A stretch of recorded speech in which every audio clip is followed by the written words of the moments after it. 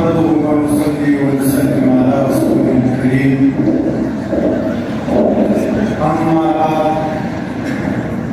أعوذ بالله من الشيطان الرجيم بسم الله الرحمن الرحيم ألا لعنة الله على الظالمين وقال النبي صلى الله عليه وسلم الظلم ظلمات يوم القيامة صدق الله العظيم وصدق رسوله النبي الكريم